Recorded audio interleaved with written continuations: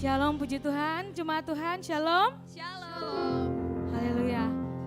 Saya yakin dan percaya setiap kita yang datang di tempat ini sudah siap untuk ingin memuji Tuhan, menyembah Tuhan dan mendengarkan firman Tuhan, amin. Amin. Sebelum kita masuk dalam ibadah kita, mari saya undang kita bangkit berdiri.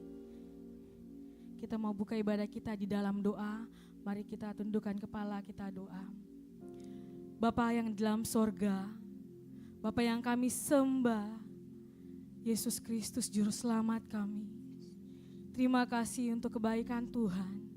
Kalau kami boleh ada di tempat ini semua karena kasih anugerah Tuhan, cinta Tuhan di dalam kehidupan kami. Sehingga kami Tuhan bisa ada di tempat ini penuh dengan selamat Tuhan. Karena kami percaya Bapa, Engkau melihat setiap hati umat-Mu yang rindu datang bersekutu dengan-Mu Bapa. Dan saat ibadah Tuhan kami minta Engkau berkati ibadah ini dari permulaan, pertengahan hingga akhirnya. Biarkan terjadi seturut dengan kehendak Tuhan. Umat-Mu dilawat dan penuh kebaikan-Mu Tuhan di dalam kehidupannya Bapa. Karena kami yakin dan percaya Tuhan, Engkau yang melindungi kami, Engkau yang menyertai kami Bapa. Kami serahkan ibadah kami ke dalam tangan-Mu Bapa. Ini doa dan permohonan kami. Terpuji nama-Mu Tuhan, terpuji nama-Mu Yesus. Terima kasih. Haleluya. Amin. Silakan duduk kembali jemaat Tuhan. Kita tetap dalam sikap penyembahan. Kita mau masuk lebih lagi dalam hadirat Tuhan. Membawa setiap hati kita yang rindu akan kebaikan Tuhan. Haleluya.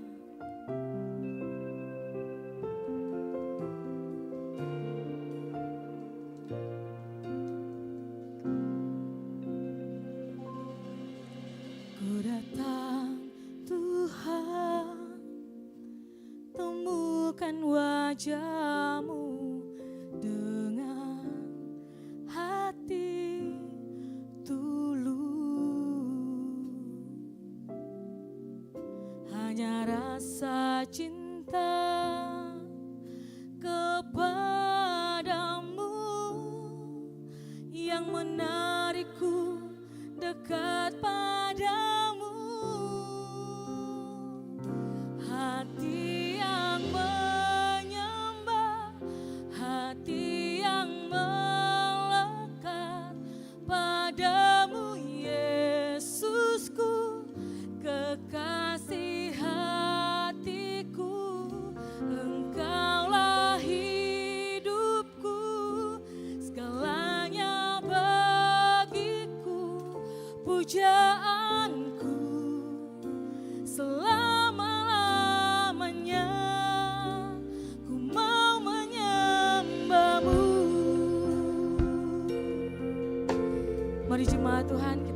pujian ini, katakan, ya Tuhan, temukan wajah-Mu dengan hati tulus, hanya rasa cinta kepadamu yang menarikku dekat padamu. Sekali lagi dengan sungguh-sungguh katakan, ku datang. Yes, benar Tuhan, kami datang untuk menemukan wajah-Mu Tuhan, karena kami rindu Tuhan untuk bersekutu dengan-Mu Bapa. Hanya rasa cinta kepadamu yang menarikku dekat padamu. Hati yang menyembah, hati yang melekat padamu Yesusku, kekasih hatiku, engkaulah hidupku, segalanya bagiku, pujaanku selama-lamanya. Hati yang menyembah, hati yang melekat padamu Yesusku, kekasih hatiku, engkaulah hidupku, segalanya bagiku, pujaanku selama-lamanya. Hati yang menyembah, hati yang mau lebih dekat kepadamu Tuhan. Engkau hidup kami, Engkau segala-galanya Tuhan buat kami. Hidupku, segalanya bagiku, pujaanku selama-lamanya. Ku mau menyembah-Mu. Hati yang menyembah, hati yang melekat padamu Yesusku, kekasih hatiku, engkaulah hidupku, segalanya bagiku, pujaanku selama-lamanya. Ku mau menyembah-Mu. Saya rindu jemaat Tuhan saja yang angkat pujian ini. Katakan, hati yang amin Tuhan Yesus. Jamah setiap kami Tuhan, lawat setiap kami Tuhan. Kami mau menaikkan penyembahan yang terbaik buat-Mu Bapa. Kau melihat setiap hati kami Tuhan, karena kami tahu Engkau segalanya di dalam dunia ini Tuhan. Engkau yang kami ingini Bapa. Sekali lagi jemaat Tuhan, angkat kerinduan-Mu. Hati yang menyembah, amin, amin. Padamu Yesusku, kekasih hati. Benar Tuhan, terima kasih Yesus. Kau segalanya bagi kami. Haleluya. Amin. Mari lebih sungguh-sungguh lagi. Hati yang menyembah, hati yang melekat padamu Yesusku, kekasih hatiku,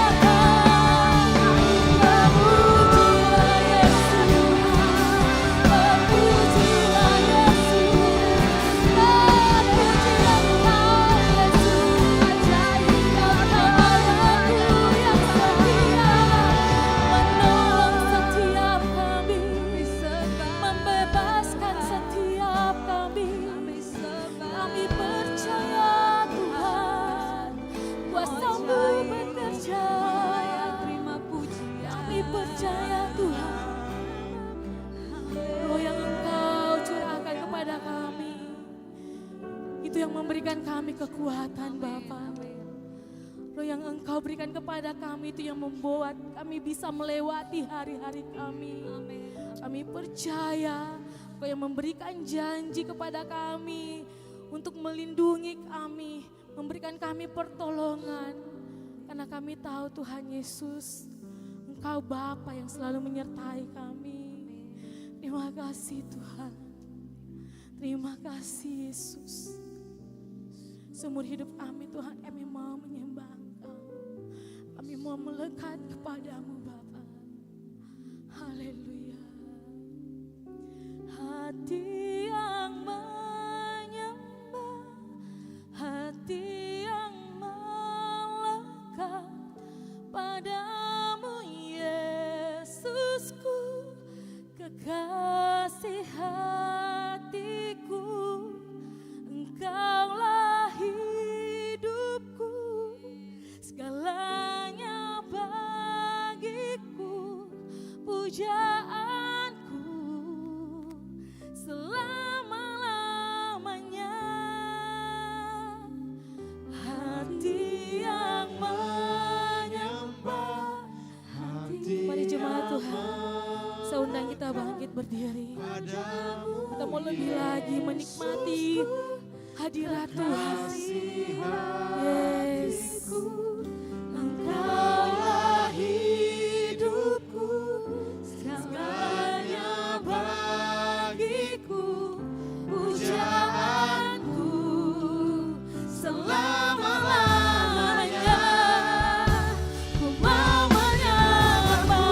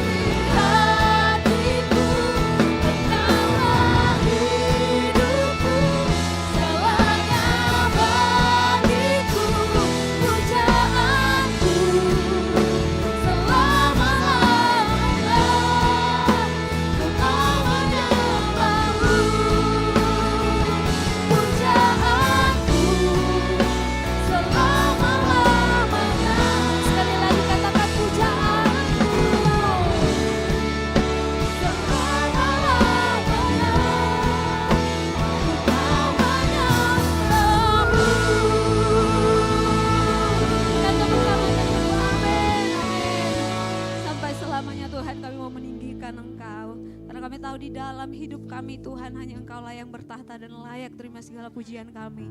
Terima kasih Tuhan Yesus, hati kami, tubuh kami telah siap untuk meninggikan Engkau. Dan biarlah sukacita Tuhan, sukacita sorga memenuhi ruangan ini, memenuhi hati dan pikiran kami. Kami siap untuk tinggikan Engkau Tuhan. Di dalam nama Tuhan Yesus, mari sama-sama kita katakan amin. Puji Tuhan, shalom. Shalom. Mari berikan salam samping kiri kanan. Kita akan memuji Tuhan. Saya percaya sukacita surga ada di tempat ini, amin. Haleluya.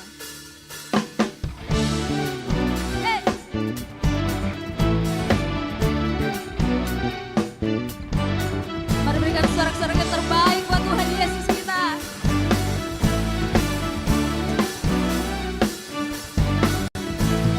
Terima sukacita surga, itulah kekuatan bagi jiwa. Ku dapat rasakan kasih-Nya di tengah badai yang bergelora. Terima sukacita surga, itulah kekuatan bagi jiwa. Amin. Ku dapat saksikan kuasa, amin, lakukan badai. Kebeyon kumene, lambaikan tanganmu. Haleluya, Kau ada dalam hatiku.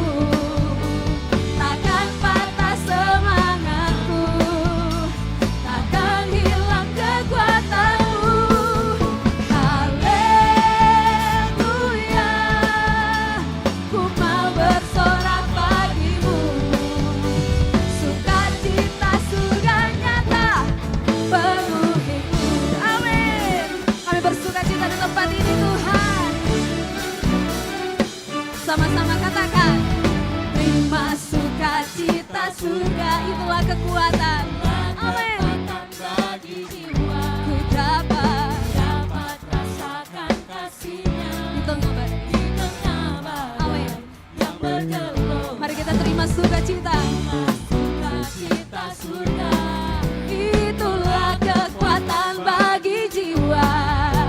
Ku dapat saksikan kuasa-Nya, taklukkan badai yang bergelora. Haleluya, Kau ada dalam hatiku, takkan patah semangatku, takkan hilang kekuatanku. Haleluya, kami mau bersorak bagi nama-Mu Tuhan. Ku mau bersorak bagimu, sukacita surga nyata penuh. Saya mau lihat lambaian tangan buat Tuhan Yesus kita sama-sama. Haleluya, Kau ada dalam hatiku, amin.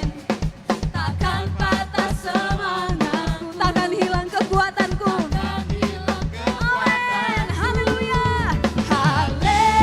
Haleluya. Ku mau bersorak bagimu, sukacita-Mu Tuhan. sukacita surga nyata Penuhiku.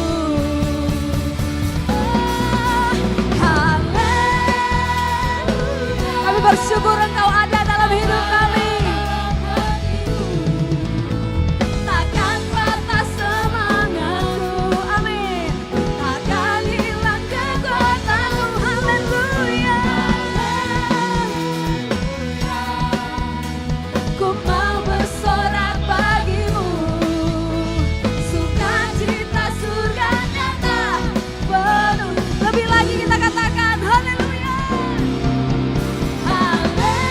Haleluya, Kau ada dalam hatiku, takkan patah semangatku, takkan hilang kekuatanku. Haleluya, ku mau bersorak bagimu, sukacita surga nyata penuhiku. Sukacita surga nyata penuhiku. Sukacita surga nyata penuhiku. Kami bersyukur Engkau ada di dalam hati kami Tuhan.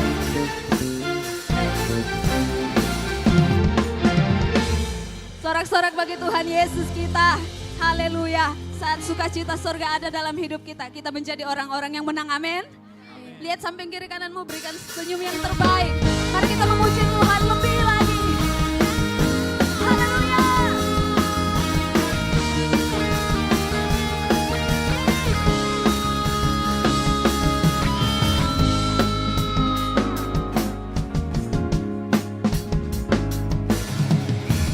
Lebih dari pemenang dalam segala perkara. Dengan imanmu katakan, iblis telah dikalahkan oleh kuasa darahnya.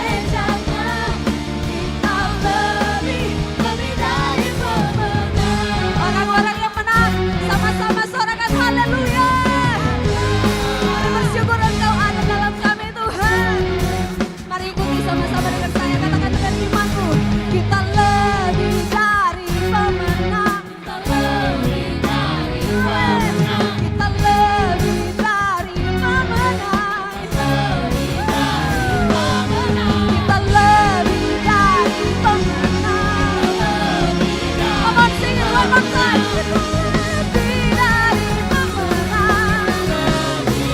Mari katakan, bila Allah di pihak kita, siapa dapat melawan? Teman, kita lebih dari pemenang. Hey, haleluya. Dibiarkan pancinya, Yesus sedang segala raja. Haleluya. Bangkit gerejanya, kita lebih dari pemenang. Amin. Haleluya. Dibiarkan pancinya. Kami memuji kebesaran-Mu di tempat ini Tuhan. Amin. Haleluya. Bangkitlah gerejanya, kita lebih dari pemenang. Kita lebih dari pemenang. Kita lebih dari pemenang. Amin. Sorak-sorak yang terbaik buat Tuhan Yesus kita. Haleluya, haleluya. Tuhan Yesus ditinggikan di atas pujian kita, amin. Silakan duduk kembali jemaat Tuhan. Kita akan sama-sama melakukan pembacaan katekismus untuk minggu ini. Kepada yang melayani dipersilakan.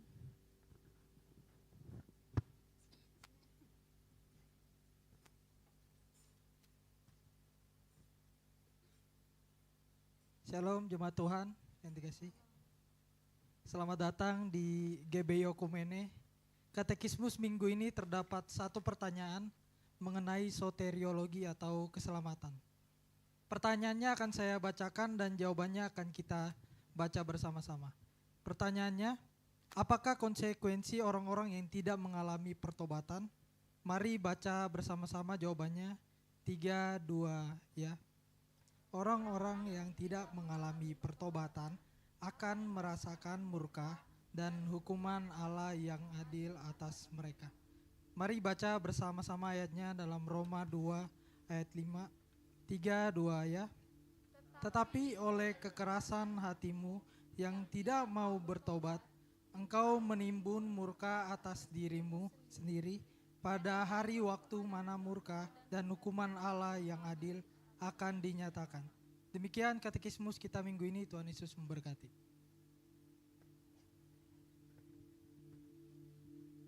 Puji nama Tuhan. Sebelum kita masuk dalam pemberitaan kebenaran firman Tuhan, diinformasikan kepada jemaat Tuhan yang membawa anak kecil, boleh diarahkan ke lantai dasar di ruangan Daud, akan dilayani oleh guru-guru sekolah minggu. Baik jemaat Tuhan, mari kita mempersiapkan hati kita. Kita mau ditaburi kebenaran firman Tuhan pada malam hari ini. Terima kasih Tuhan. Engkau yang selalu hadir dalam kehidupan kami Bapa.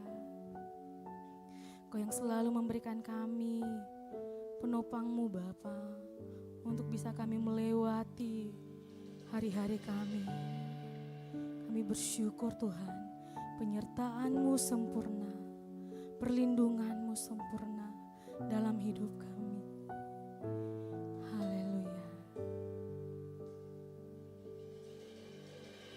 Kau selalu hadir saat aku rindukanmu.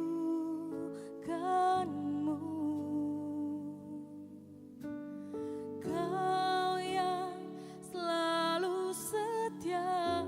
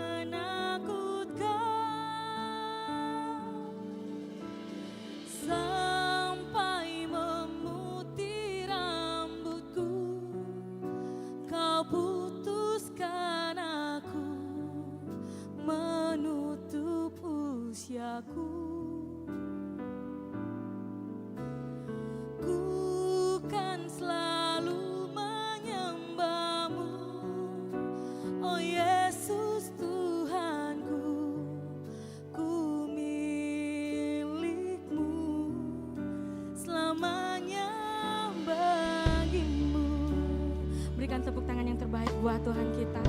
Mari jemaat Tuhan sama-sama kita angkat pujian. Selalu hadir saat aku rindukanmu.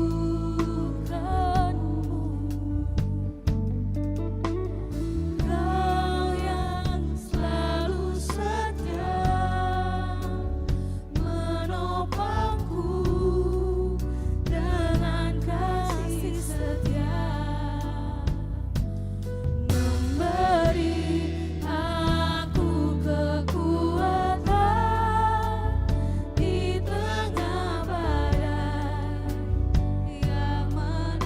Saya rindu jemaat Tuhan sekali lagi angkat pujian ini dari awal.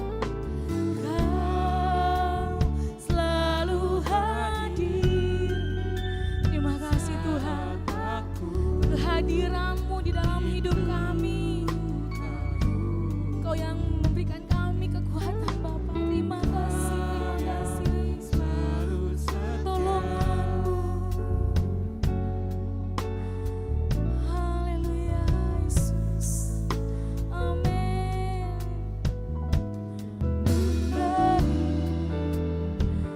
Yes, Engkau yang memberikan kami kekuatan Tuhan. Amin. Mari sama-sama katakan. Sampai memutih rambutku tanpamu, oh Yesus Tuhanku, ku milikmu. Lebih lagi katakan, sampai memutih rambutku, kau putuskan aku menutup usahaku. Bukan selalu menambahmu, oh Yesus Tuhanku, ku milikmu. Sampai memutih rambutku, kau putuskan aku menutup usahaku. Bukan selalu menambahmu, oh Yesus Tuhanku, ku milikmu. Selamanya bagimu, ku milikmu. Selamanya bagimu, ku milikmu. Selamanya bagimu. Beri tepuk tangan yang meriah buat Tuhan kita. Haleluya, haleluya. Bapa di surga, Bapa yang kami sembah di dalam nama Tuhan Yesus Kristus. Sore hari ini kami datang bersujud di hadapan-Mu. Pujian penyembahan kami naikkan. Karena di tempat ini Engkaulah yang layak dipuji dan Engkaulah yang layak untuk disembah. Tiba saatnya Tuhan, kami mau duduk diam mendengarkan firman Tuhan. Kami mau buka hati kami, pendengaran kami, telinga kami, pikiran kami, hati kami. Sehingga saat kami mendengar firman Tuhan, Roh Kudus tunjukkan kepada kami apa yang harus kami perbaiki, apa yang kami harus kembangkan dalam kehidupan kami. Sehingga kehendak mula yang terjadi dalam kehidupan kami Tuhan. Berkati, urapi kami semua di tempat ini. Baik yang memberitakan maupun yang mendengar. Sehingga Engkau berbicara kepada kami. Di dalam nama Tuhan Yesus Kristus. Engkau yang siap mendengarkan firman Tuhan. Boleh sama-sama katakan. Amin. Baik, silakan duduk. Shalom. Ya, lebih keras lagi. Shalom. Ya, puji Tuhan. Boleh kasih tepuk tangan dulu buat tim pemuji dan penyembah kita di tempat ini. Ya, kita bisa menikmati pujian dan penyembahan. Kita naikkan di hadapan Tuhan. Ya, dan saya yakin kita semua diberkati oleh pujian dan penyembahan. Tuhan juga diberkati oleh pujian dan penyembahan kita. Baik, mari kita buka sama-sama firman Tuhan dalam Roma 8 ayat 3 sampai dengan yang ke-6. Roma 8 ayat 3 sampai dengan yang ke-6. Nah, judul khotbah hari ini, sore hari ini adalah kepekaan dan hikmat Roh Kudus. Ya, yang ayat yang akan kita baca mungkin agak sedikit kalau kita baca nanti belum ketemu hubungannya, tapi nanti saya akan jelaskan. Roma 8 ayat 3 sampai dengan yang ke-6 kita akan baca secara bergantian. Saya ayat yang ganjil, Bapak Ibu sekalian ayat yang genap, lalu ayat yang genap, ayat yang terakhir kita akan baca secara bersama-sama. Saya jemput jemaat Tuhan untuk bangkit berdiri. Sekali lagi Roma 8 ayat 3 sampai dengan yang ke-6, ayat yang ganjil saya, 4 kemudian Bapak Saudara sekalian, dan ayat yang ke-6 kita akan baca secara bersama-sama. Demikian firman Tuhan. Ayat yang ketiga, sebab apa yang tidak mungkin dilakukan hukum Taurat karena tak berdaya oleh daging, telah dilakukan oleh Allah dengan jalan mengutus anaknya sendiri dalam daging, yang serupa dengan daging yang dikuasai dosa karena dosa. Ia telah menjatuhkan hukuman atas dosa di dalam daging. 4.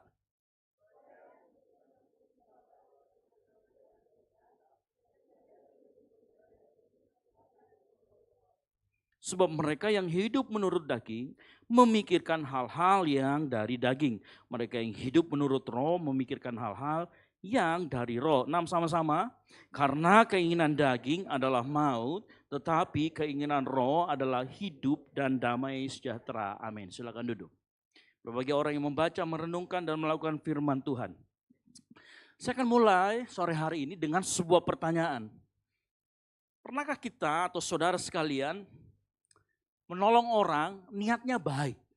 Niatnya itu karena kita mengasihi. Niatnya itu karena kita murah hati. Pokoknya niatnya baik. Tetapi ternyata waktu kita menolong orang tersebut, hidup orang tersebut tidak semakin menjadi baik. Tetapi ternyata menjadi semakin buruk. Ada nggak temannya di sini? Siapa yang di sini datang bersama dengan teman-temannya? Angkat tangan. Yang berdua bertiga gitulah ya. Ya, siapa tahu dia termasuk dalam golongan yang ini. Ada nggak temannya yang suka traktir?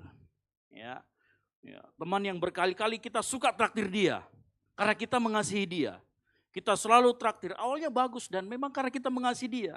Tetapi kok lama kelamaan kok saya terus yang traktir ya. Dia kok nggak pernah belajar traktir saya. Lama kelamaan kita merasa kok saya kayak dimanfaatkan. Ada yang pernah merasa seperti itu? Kalau yang bawa temannya bilang bukan jikau itu. Ya. Ada yang pernah merasa seperti itu? Atau kita sebagai orang tua, kita begitu mengasihi anak, kita hampir menuruti semua keinginannya, apa yang diminta kita belikan, apa yang diinginkan kita penuhi. Namun ketika anak itu bertumbuh, ya, ia menjadi pribadi yang manja, tidak tahan terhadap didikan, dan kemudian sulit untuk bertanggung jawab. Ya. Ingat, niat awalnya motivasinya adalah mengasihi. Atau siapa di sini yang pacaran? Ya, mulai ya. Saudara batuk-batuknya. Yang pacaran karena terlalu sayang, ya, karena terlalu cinta, terlalu sayang, sudah panggil papa mama di WhatsApp-nya. Ya. Ma, pa, belum pokok menikah. Sabar. Itu ya, babe. Ya. Lalu kemudian dia toleransi hal-hal yang sebenarnya tidak boleh dilakukan dalam masa-masa pacaran. Cinta katanya. Lalu kemudian dia bertahan dalam relasi yang rusak karena alasan cinta. Ya, berapa banyak kita yang mirip lagunya. Kamu berbohong, aku pun percaya. Kamu lukai, ku tak peduli. Di mana ada? Coba kau pikir di mana ada cinta seperti itu, orang gila katanya Pak Yandi Manobe ya.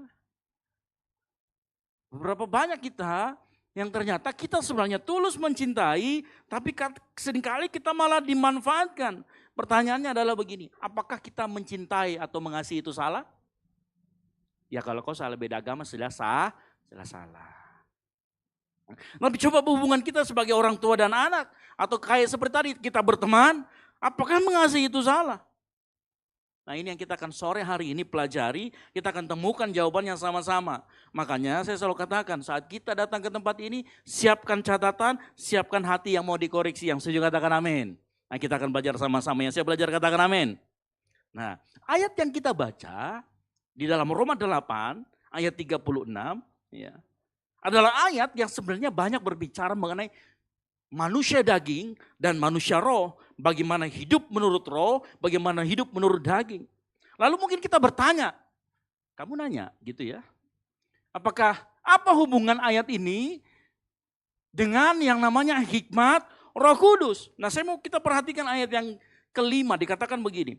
Sebab mereka yang hidup menurut daging memikirkan hal yang dari daging. Dan mereka yang hidup menurut roh memikirkan hal-hal yang dari roh. Nah, coba garis bawahi kata kalimat memikirkan hal-hal yang dari roh. Nah, saya meyakini dan saya yakin karena memang nanti saya akan tunjukkan ayatnya bahwa rohnya huruf besar ini menunjuk kepada Roh Kudus. Roh Kudus adalah roh Allah sendiri. Roh Kudus adalah roh Kristus. Nah, di dalam kata roh ini ternyata di dalamnya termasuk hikmat. Saya ulangi lagi. Memikirkan hal-hal yang dari roh artinya yang harus kita pikirkan adalah hal yang juga Roh Kudus pikirkan. Ingat Roh Kudus juga adalah person, adalah pribadi. Ya. Jadi apa yang Roh Kudus pikirkan harus kita pikirkan. Dan ternyata di dalam Roh Kudus ini ada yang namanya hikmat. Makanya kita ketemu dengan kata roh hikmat. Hikmat Roh Kudus di sana. Bapak Ibu kalau perhatikan, saya kasih tunjuk satu ayat saja. Dari sekian banyak ayat. Di dalam Yesaya 11 ayat 30 ayat yang kedua dalam terjemahan Sederhana Indonesia dikatakan begini. Roh Tuhan akan menyertai dia. Ini nubuatan tentang Yesus. Perhatikan kata berikutnya. Memberinya apa? Hikmat. Siapa yang berikan hikmat? Roh Tuhan. Jadi ternyata nggak mungkin Roh Tuhan memberi hikmat kalau dia sendiri tidak ada hikmat. Jadi kita menemukan bahwa orang yang memikirkan hal-hal dari roh, ternyata Roh Kudus juga memiliki hikmat. Dan orang yang memikirkan hal yang dari roh, maka orang tersebut akan mendapatkan hikmat. Sampai di sini mengerti maksud saya? Ya. Makanya sehingga kalau kita bisa mengatakan hikmat sejati bersumber dari roh Allah. Ya. Perhatikan, hikmat sejati sumbernya dari roh Allah. Sehingga kita bisa melihat hubungan antara Roh Kudus dan hikmat. Di dalam Roh Kudus ada hikmat. Makanya orang yang hidupnya dipimpin oleh Roh Kudus, maka dia disebut dengan orang yang berhikmat. Nah, sekarang saya mau kasih pertanyaan sedikit. Saya mau kita berpikir sedikit. Ya, pertanyaannya begini.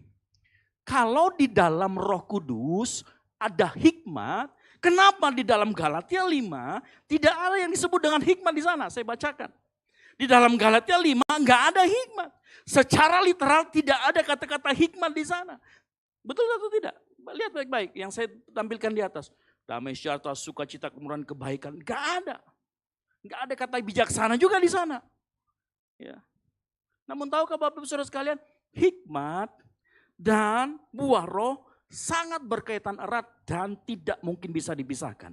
Karena dalam Yakobus 3 ayat 17 dikatakan begini. Saya bandingkan dua ayat ini dan ternyata ketemu hal yang sama. Tetapi hikmat yang dari atas adalah pertama-tama murni. Dan terus dan perhatikan apa? Buah-buah yang baik.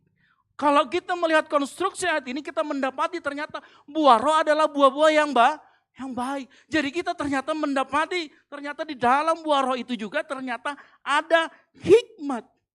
Nah, saya akan memberi sebuah definisi bagaimana Alkitab mendefinisikan hikmat yang datang dari Allah. Yang karakteristiknya hampir sama dengan yang ada di dalam buah roh.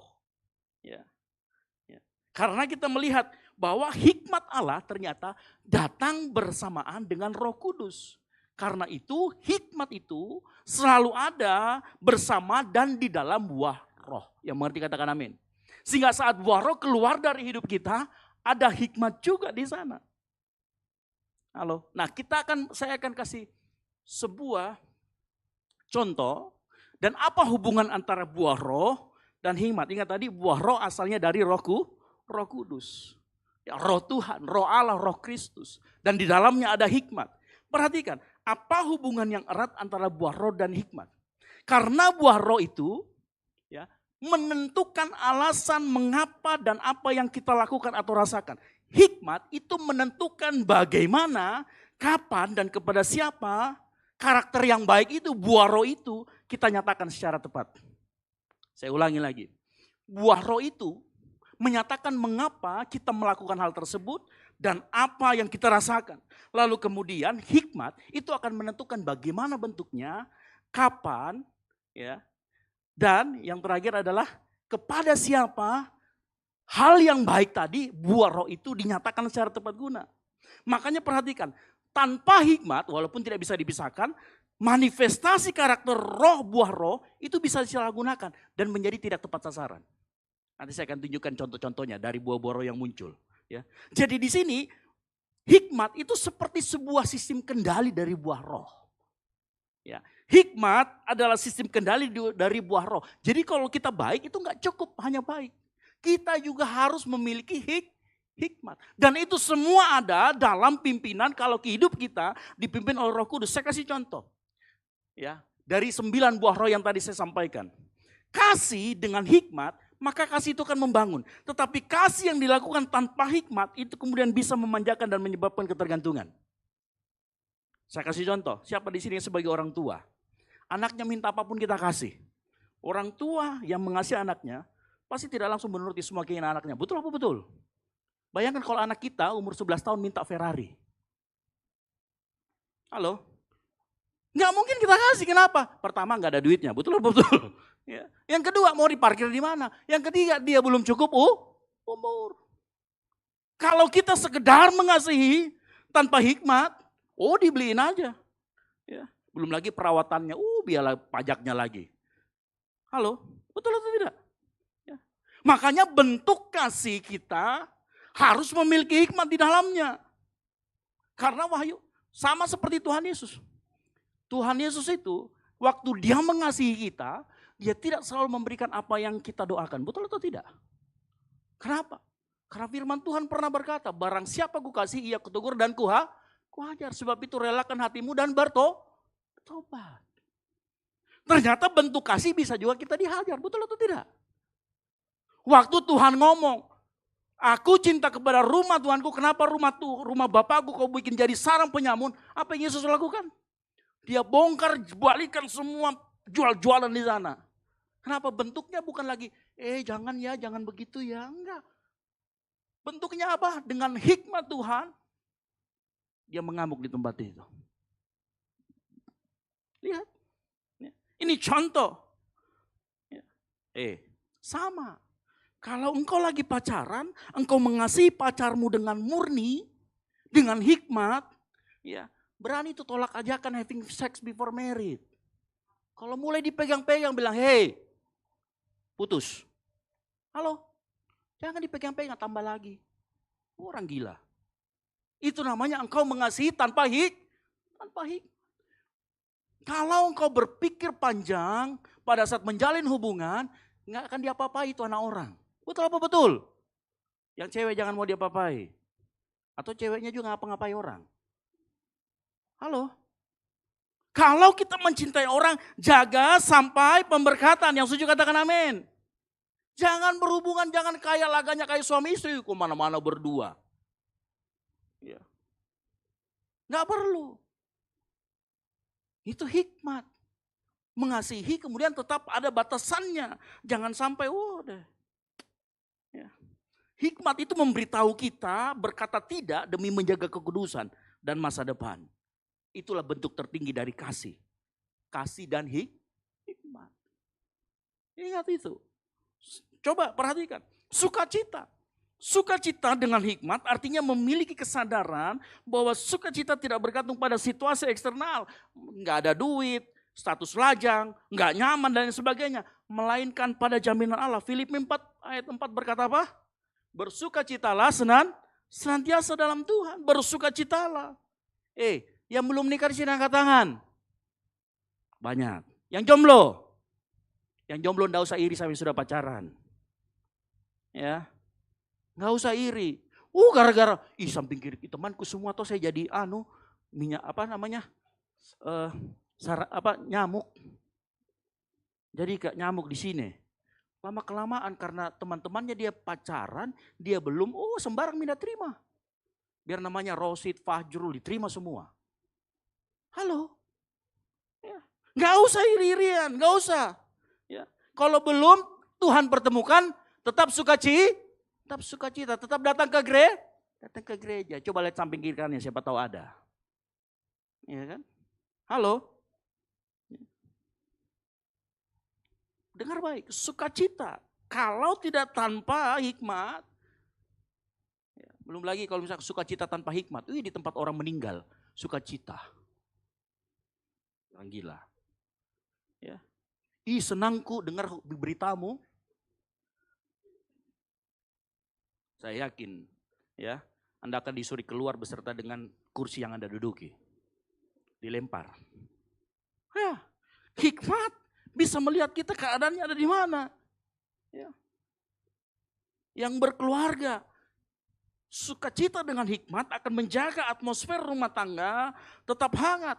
Meskipun makannya cuma tempe tahu. Yang setuju katakan amin. Iya, meskipun makanannya sederhana. Meskipun ada tekanan, cicilan dan lain sebagainya. Iya. Ya. Karena ada orang cicilannya banyak itu. Pas makan. Kenapa kita makannya ini, Ji? Gara-gara kau itu mengutang. Sudah. Hilang sukacita dalam rumah. Bisa. Tanpa hikmat. Ya. Bapak Ibu dengar baik. Kalau keluarga kita ada sukacita di dalamnya. Jangan sampai kecemasan bisa masuk di dalamnya. Pakai hikmat Tuhan. Makanya bapak-bapak, ibu-ibu, kadang-kadang ada hal-hal, anak-anak juga harus mengerti, kadang-kadang ada hal-hal yang orang tua tidak bisa bicarakan di depan kalian, hanya bisa berdua di dalam kamar. Supaya apa? Kadang-kadang supaya sukacita itu tidak hilang di rumah. Ya, ada anak-anak yang perasaannya sangat saya kemarin itu kan, waktu Pastor Peter kecelakaan, saya tanya, Aaron bagaimana? Dia bilang kakaknya Pastor Peter, sudah menangis di rumah itu. Kenapa? Omanya menangis, dia ikut menangis juga. Saya tanya kenapa? Jangan salah, itu raja drama Korea. Jadi karena dilihat omanya menangis, nah dia berdua aja di rumah. Ya, karena dilihat menangis, Aaron juga ikut menangis. Jadi ditelepon waktu itu, Oma jangan menangis, nanti Aaron menangis. Akhirnya datang keluarganya, sepupu-sepupunya datang, baru berhenti menangis. Ya. Kadang-kadang sukacita itu seperti itu. Apa itu damai sejahtera? Ya. Damai sejahtera yang berhikmat artinya kadangkala kita harus memilih pertempuran yang layak untuk dimenangkan. Tidak semua perdebatan harus kita menangkan. Yang mengerti katakan amin. Iya, Amsal 20 ayat 3 berkata, terhormatlah seseorang jika ia menjauhi perbantahan, tetapi setiap orang bodoh membiarkan amarahnya meledak. Bapak Ibu dengar baik, tidak semua konflik dan luka harus dikonfrontasi. Kadang-kadang luka yang dibuat oleh mantanmu engkau cukup move on. Halo? Betulkah ini? Ya, jangan lagi selalu dikonfrontasi. Tidakkah saya harus tahu kenapa ditinggalkan saya? Intinya dia tinggalkan kok. Nggak usah dicari tahu siapa selingkuhannya, dengan siapa dia kemudian jadian. Nggak perlu dicari tahu. Nggak perlu dicari tahu. Move on. Lihat samping kiri bilang move on kok bro. Ya, lupakan. Halo? Ya. Kalau hari-hari ini anak muda dengar, kalau hari-hari ini kau pacaran, kau isinya konflik melulu, tinggalkan. Nggak usah bikin drama, nggak usah dipertahankan. Apalagi kalau sudah main tangan. Tinggalkan, move on. Tidak harus kau baku rebut itu, Abdul. Kasih saja. Nanti dikasih itu Christian, asik. Halo, ya. Yang sudah menikah juga, jangan hanya karena sepele merantem. Ya, damai sejahtera hilang. Hanya gara-gara itu odol mau dipencet dari tengah, bawah kan di sebelah mana. Intinya itu keluar itu odol. Ya, karena ada suami istri begitu. Ada yang suaminya pencet dari tengah, istrinya pencet dari bawah. Kenapa tidak sinkron ini? Kenapa tidak dari bawah? Tersangkanya pasti suaminya atau istrinya, kan begitu. Gara-gara itu, Ci. Enggak perlu kita menangkan, jangan merusak damai sejahtera. Itu hikmat. Hal yang kecil jangan dibesar-besarkan. Hal yang besar jangan dikecilin. Ya. Tapi harus direkonsiliasi. Kesabaran yang berhikmat artinya memahami timing waktu Tuhan, kairos Tuhan, dan proses pertumbuhan manusia. Kenapa? Dengar baik, kesabaran tanpa hikmat, orang bisa jadi pasif. Kesabaran dengan hikmat, ini penantian yang aktif dan penuh harap. Ya, saya mau tanya sekarang ya, makanya di Ibrani 12 ayat 1b berkata gini, berlomba dengan tekun dalam perlombaan yang diwajibkan bagi kita. Artinya ada keaktifan di sana. Saya mau tanya di sini, coba, siapa yang di sini yang lagi mencari pekerjaan? Angkat tangan, tinggi-tinggi. Ada yang lagi mencari, saya mau kasih ke pekerjaan ini. Gak ada. Dengar baik ya, ini banyak yang ngaku ini. Ya. Kalau engkau lagi cari pekerjaan, jangan cuman kerjanya tiap hari makan tidur bangun, makan tidur bangun. Kembangkan diri, yang mengerti katakan amin. Itu menanti tak pasif itu namanya. Udah bangunnya jam 11 lagi, jam 12. Bagaimana mau dapat pekerjaan? Orang bekerja itu bangunnya jam 6 pagi, jam 5. Latih diri dengan ekosistem tersebut. Itu namanya menanti sabar dalam hikmat. Ya. Jangan makan tidur, eat, sleep, eat, sleep, eat, sleep.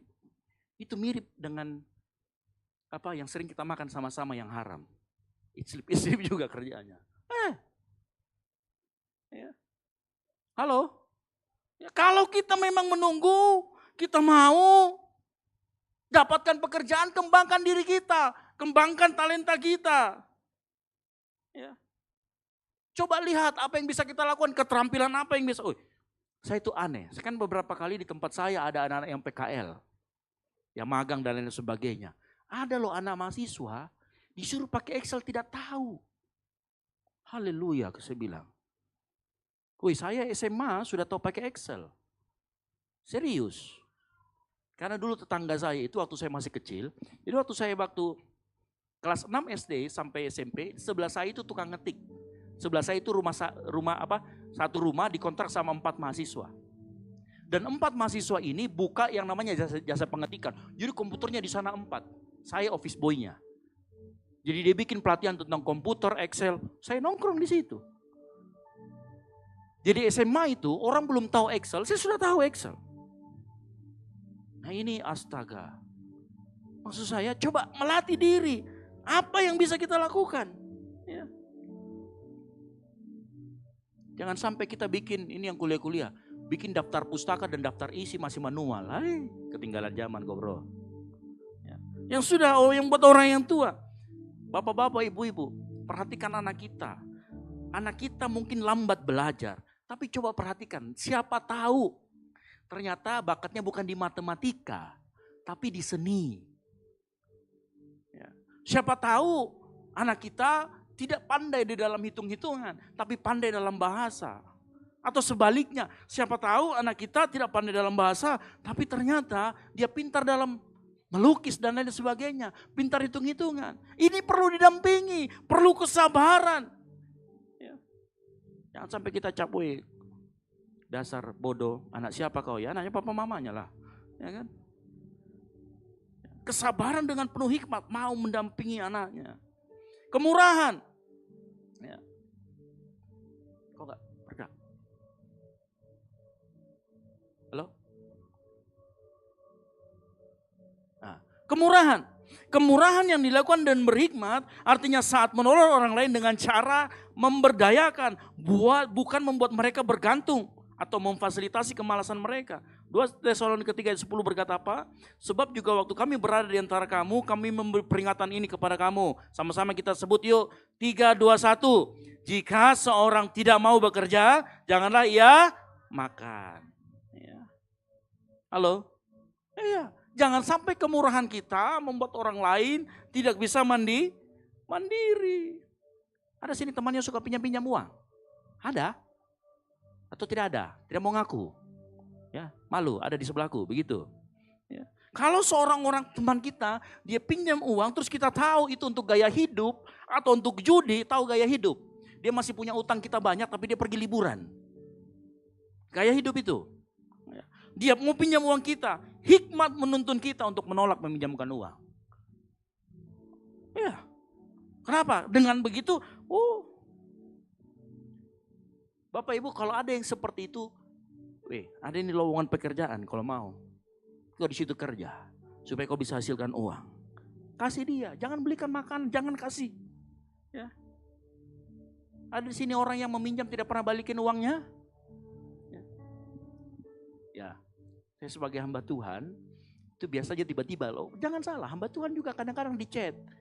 Kak, Pak, adakah 100? Bolehkah dipinjam? Saya kadang-kadang minjamnya juga nggak tanggung-tanggung. Dipikirnya kita orang kaya kan? Amin kan begitu. Ya. Kadang-kadang kalau saya meminjamkan seperti itu, saya tidak akan pinjamkan sesuai dengan jumlahnya. Tapi saya kasih nilai yang ikhlas, di mana saya kalau kehilangan itu, saya ikhlas. Dipinjam 1 juta, oh saya ikhlasnya 10.000, 10.000 saya kasih. Ya kan? Iya serius.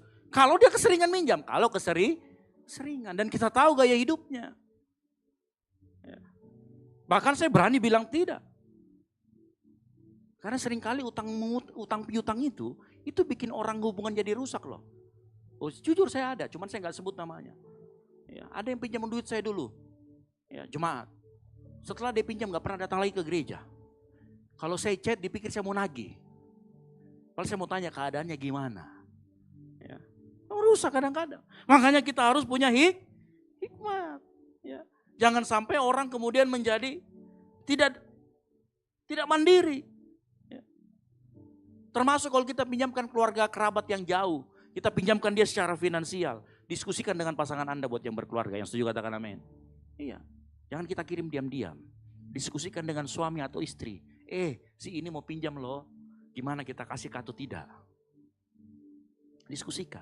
Itu namanya kemurahan yang berhikmat. Kebaikan yang dilakukan dengan hikmat artinya berani mengambil tindakan moral yang benar. Bahkan ketika tindakan itu tidak populer atau mendatangkan konsekuensi yang tidak nyaman. Karena hikmat itu memilih kehilangan keuntungan daripada kehilangan integritas. Itu hikmat yang dilandasi dengan kebaikan. Amsal 16 ayat 8 dikatakan apa? Lebih baik penghasilan sedikit disertai kebenaran daripada penghasilan banyak tanpa keadilan. Kebaikan yang dilakukan dengan hikmat. Siapa yang hari-hari ini karena hari-hari ini saya juga selaku mahasiswa ya. Saya itu dikagetkan dengan berita kasus pemalsuan riset. Tahu ya, kasus pemalsuan riset yang terjadi di acara ini. Nih, International Society of Pneumonia dan Pneumococcal Disease 2006 di Copenhagen, Denmark. Jadi pemalsuan dia masukkan 3 nama. Tapi dari 3 nama ini cuman dia sendiri saja orangnya bagus ganti-ganti. Jadi habis dari ruangan ini dia persentase. Nanti dia ke ruangan lain orangnya sama cuman ganti saja penutupnya. Terus dia pakai namanya laki-laki. Yang tahu dia orang Indonesia juga. Orang Indonesia ini yang lakukan. Yang tahu orang Indonesia dan orang Indonesia lalu bilang apa? Ini pelanggaran ini. Dilaporkan. Konsekuensinya buat negara Indonesia tidak nyaman. Tapi itu butuh. Ya. Kenapa? Karena kebaikan itu yang dilakukan dengan hikmat. Menolong orang lain dapat mandiri. Ternyata ini yang memalsukan ini, dia cuma pengen jalan-jalan di Denmark. Makanya dia palsukan itu. Oh iya terjadi. Yang laporkan orang Indonesia dan saya yakin orang Indonesia ini dia mau untuk kebaikan Indonesia. Dia mau supaya peneliti-peneliti dari Indonesia itu tidak terhabis kuotanya. Kan ini kalau dia datang begitu kan kuotanya dihabisin berarti sama dia. Ya. Jadi orang yang serius meneliti malah nggak dapat. Makanya ya, kebaikan yang dilakukan dengan hikmat itu menolong selalu orang untuk yang namanya mandiri. Bapak Ibu, ya ada sekolah yang namanya, pokoknya yang belakangnya Montessori, tahu ya? Sekolah yang belakangnya Montessori. Jadi kenapa disebut dengan Montessori? Karena dalam dunia pendidikan itu ada metode yang disebut dengan metode Montessori, di mana inti dari metode ini adalah help me to do it myself. Ngerti maksudnya ya? Jadi anak itu dilatih agar dia mandiri melakukannya sendiri. Jadi motonya adalah help me to do it myself. Ini yang diajarkan namanya kemandirian. Nah kebaikan kita dengan hikmat menghasilkan kemandirian. Yang mengerti katakan amin. Jangan sampai menghasilkan ketergantungan. Kesetiaan yang dilakukan dengan hikmat ya, memegang komitmen jangka panjang dalam perkara-perkara kecil karena kita tahu bahwa integritas dibangun dari konsistensi setiap hari. Lukas 16 ayat 10 berkata apa? Barang siapa setia dalam perkara-perkara kecil, ia setia juga dalam perkara-perkara besar. Dan barang siapa tidak benar dalam perkara-perkara kecil, ia tidak benar dalam hal perkara besar. Contohnya apa? Siapa di sini yang suka janjian jam 3 datangnya jam 5? Itu kamu tidak setia namanya, tidak berhikmat. Janji sekecil apapun pada teman harus dipenuhi, ya mengerti katakan amin. Itu namanya kesetiaan itu. Pakai hikmat. Termasuk siapa yang suka di sini pinjam barangnya orang atau meminjamkan barang sama orang, kembalikan cepat kalau memang waktunya itu dikembalikan. Jangan ditahan-tahan. Termasuk uang kalau minjam uang dikembalikan. dikembalikan. Ini.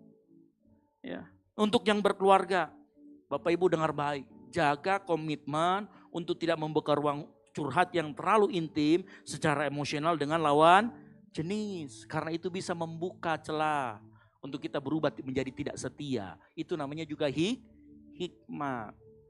Next, kelemah lembutan yang dilakukan dan hikmat artinya kemampuan mengelola kekuatan dan argumen sedemikian rupa sehingga bisa memenangkan hati orang. Bukan memenangkan perdebatan, tapi memenangkan hati orang, bukan sekedar memenangkan perdebatan. Amsal 15 ayat 10 berkata apa?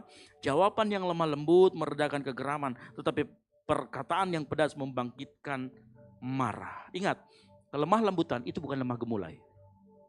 Ya, kelemah lembutan itu bukan juga kelemahan. Gampang kok terlihat. Coba lihat cara kita komen di media sosial. Kata-kata kita seperti apa? Coba cek. Apakah kita berhikmat waktu kita menjawab? Apakah kita gunakan kata-kata yang sopan? Ya, terus kemudian kita tidak berdasarkan asumsi. Kita harus berbasis data dan lain sebagainya. Jangan sampai kita komen terus kita serang orang yang ini secara pribadi padahal kita nggak kenal. Banyak yang begitu. Ya. Ini yang berkeluarga. Kadang-kadang laki-laki itu kalau ditegur di depan umum, dia cepat tersinggung. Istri juga sebenarnya begitu sama. Semua manusia itu kadang punya harga diri. Ya, kelemah lembutan itu dengan hikmat dia tahu kapan dengan lemah lembut menegur orang lain. Ya. Berikutnya penguasaan diri. Nah ini biar kata pendeta termasuk saya ini jatuh. Kenapa? 2 hari ini saya makan yang namanya daging. Mau dari daging sapi, daging babi, daging apa saya makan. Alhasil tadi pagi saya bilang sama maminya Dev, kenapa ini di jempolku di sini yang di sebelah sini itu kok sakit ya? Kayak saya kenapa? Bukan, itu bukan sakit, itu asam urat. Oh haleluya. Memang ini biar pendeta penguasaan diri sulit ya. Ya. Penguasaan diri yang berhikmat adalah kemampuan mengendalikan dorongan impulsif, keinginan daging, amarah dan lain sebagainya, termasuk nafsu mau makan B2 terutama ya. Demi tujuan rohani yang lebih mulia. 1 Korintus 6 ayat 12 dikatakan lagi, segala sesuatu halal bagiku tetapi bukan semuanya berguna. Segala sesuatu halal bagiku tetapi aku tidak membiarkan diriku diperhamba oleh suatu apapun. Ya itu tadi. Ya. Saya itu agak kalah sedikit. Bukan kalah. Kan kalah sedikit sih kalau sudah asam urat kalah banyak ya. Makanya kalau judulnya B2 di depan situ, haleluya. Ya. Ini juga butuh penguasaan diri. Termasuk apa? Mengelola keuangan dengan baik. Jangan terima kiriman langsung nongkrong. Ya, belinya cuma 1 kopi lagi. Tapi nongkrong. Ongkosnya yang lebih besar untuk nongkrongnya ketimbang kopinya. Ya. Sisihkan tabungan, persepuluhan, skala prioritas. Tahan diri. Jangan baju keluar baru bagus, langsung mau beli. Tas branded yang baru, mau beli. Itu namanya impulsif, nggak ada penguasaan diri. Ya.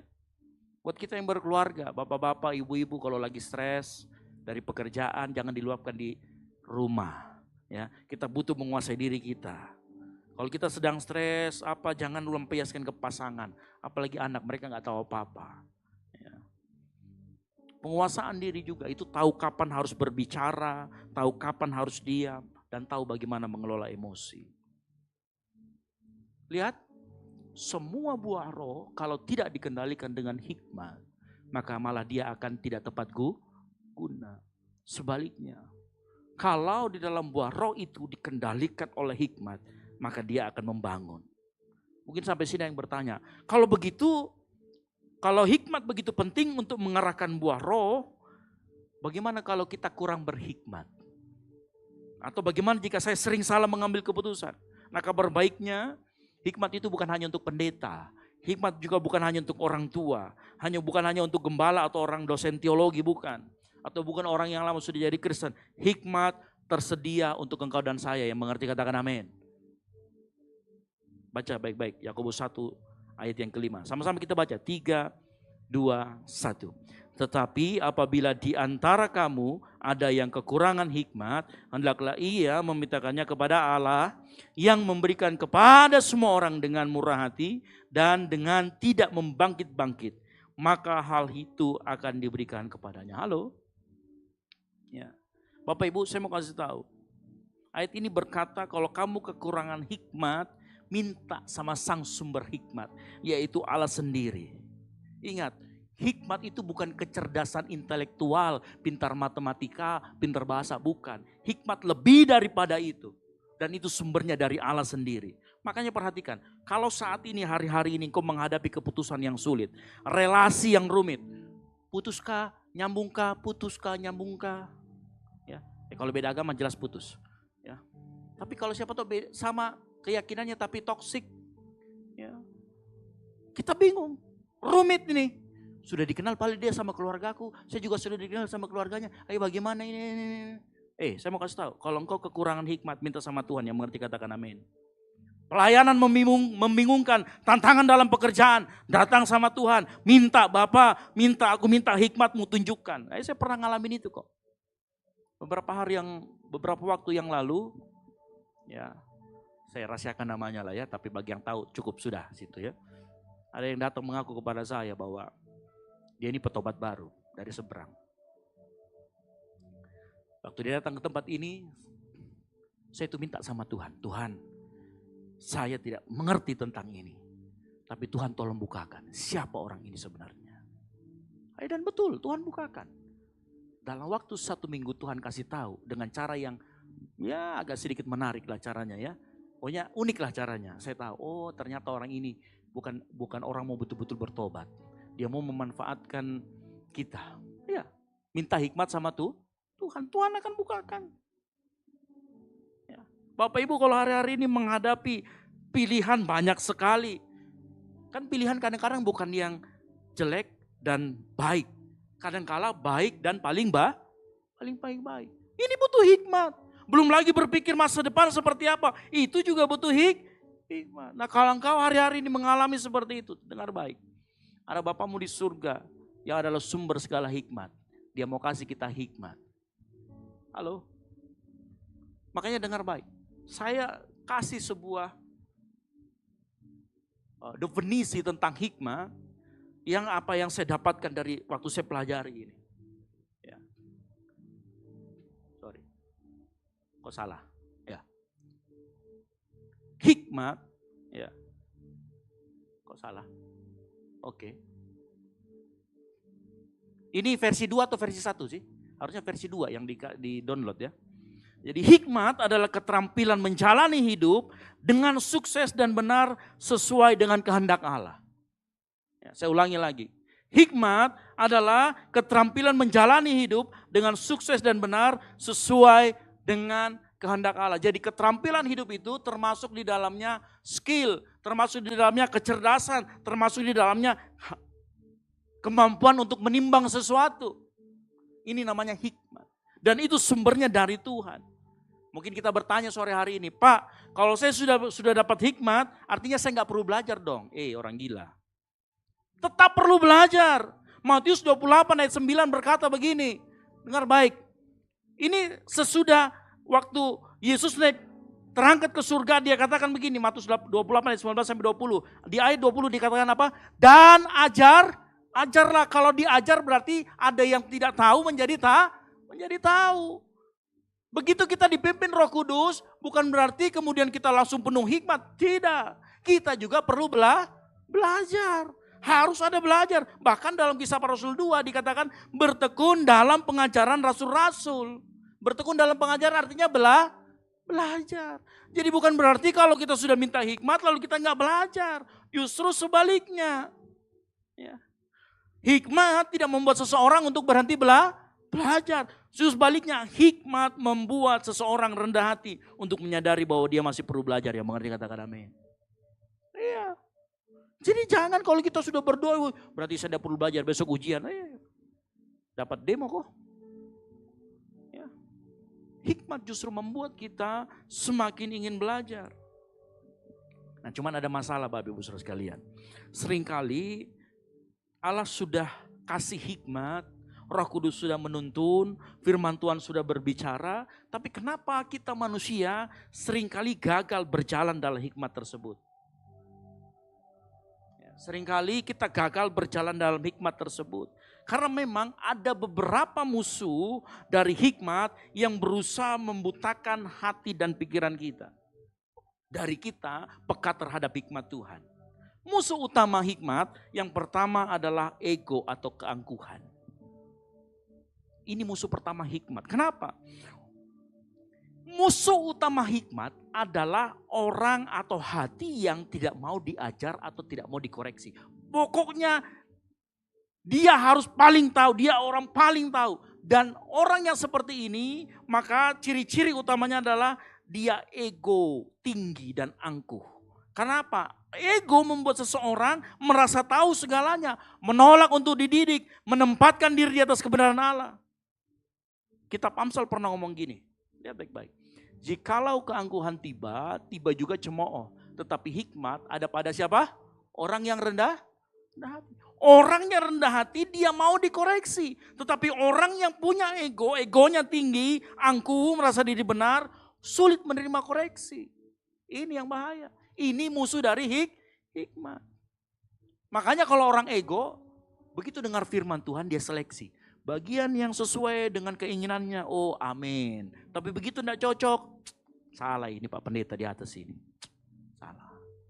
Iya, pilih-pilih. Ketika orang lain beri masukan, dia sibuk membela diri. Itu salahnya si Anu, ini, itu karena itu sih sebenarnya sih. Semua orang ditunjuk, itu kan dosa pertama juga begitu tuh. Ya. Nggak mau mengakui kesalahan. Ketika dia melakukan kesalahan, alasannya 1000 alasan keluar semua. Bapak Ibu dengar baik. Tanda orang yang penuh dengan hikmat adalah hatinya selalu siap untuk dikoreksi. Yang mengerti katakan amin. Kenapa? Karena begitu dia mau dikoreksi, maka di situ dia mau bertumbuh. Makanya tanda seseorang bisa bertumbuh, bukan dia selalu benar. Tanda seseorang masih mau bertumbuh adalah ia bisa dikoreksi. Yang setuju katakan amin. Ya. Makanya saya selalu katakan, minggu lalu saya katakan, kalau kita datang ke gereja, bawa hati untuk siap dikoreksi. Ya. Seringkali yang menghancurkan pelayanan, keluarga, pekerjaan, relasi. Bukan karena kita kurang talenta, bukan karena kita kurang pintar, bukan karena kita kurang pandai, bukan karena kita kurang terampil, bukan. Karena kekurangan atau hilangnya kerendahan hati, itu yang bisa menghancurkan keluarga. Saling ego. Begitu seseorang merasa dirinya benar, tidak perlu diajar, saat itulah dia berhenti bertumbuh. Proses pembelajarannya berhenti, stuck. Itulah kenapa kita mengerti. Sama-sama baca yuk, 3, 2, 1. Permulaan hikmat adalah takut akan Tuhan. Dan mengenal yang Maha Kudus adalah dengar baik, permulaan hikmat artinya ini pintu gerbangnya. Pintu gerbang orang untuk mendapatkan hikmat adalah takut akan Tuhan. Yang mengerti katakan amin. Takut akan Tuhan pintu masuk hikmat. Dan salah satu pengertian takut akan Tuhan, ingat ya, di dalam Alkitab kasih menghilangkan ketakutan, tetapi ketakutan akan penghukuman. Dia tidak pernah menghilangkan takut akan Tuhan. Dengar baik.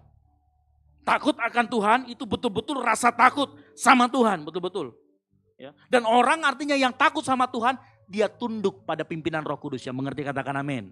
Ya. Makanya pengertian takut akan Tuhan adalah memiliki hati yang tunduk. Nah, orang yang memiliki hati yang tunduk itu mudah dipimpin. Orang yang mudah dipimpin, maka dia mudah untuk dikoreksi.